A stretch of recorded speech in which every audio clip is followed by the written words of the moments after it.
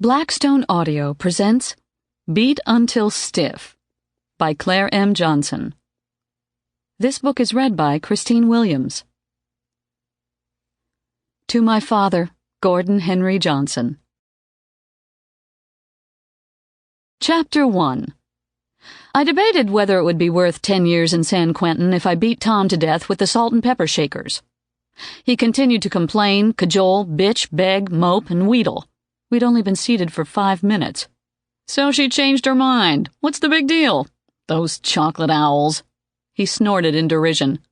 Tom's manicured nails alit on a bottle of that $5 a liter Italian mineral water he favors. He took several tiny sips before continuing. Mrs. Gerson wants something literary. It's a benefit for the new library. Be creative, for God's sake. Think theme. My name is Mary Ryan. I'm cranky, recently divorced, and 34 years old. I'd been on my feet since 5 that morning, and the only theme I wanted to think about was an ice-cold martini, straight up, 2 olives, no vermouth. My eyes wandered over toward the bar. Mary, pay attention!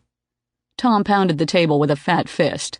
You're the pastry chef at the hottest restaurant on the West Coast, not a bricklayer. I'm merely the controller. Can't you envision something? The tone of his voice clearly implied that I had the imagination of a turnip. Having established the battle lines, he slouched lazily in his chair, the cut of his Armani jacket masterfully hiding his pudgy frame. Envision something. Currently, I was envisioning the cases of Valrhona chocolate I'd ordered in anticipation of making 200 individual chocolate cakes. My food cost for the month of October would be a financial meltdown if I didn't convince him to stick with the original menu. I was at a tactical disadvantage.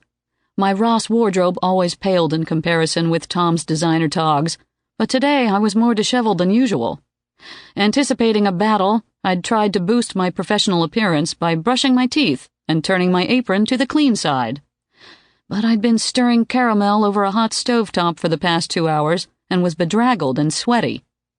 I tried to contain the stench emanating from my armpits by holding my arms down at my sides, but I still must have smelled rank because Tom kept inching his chair away from me in discreet little hops. I was not in the mood to indulge Mrs. Gerson's ridiculous requests.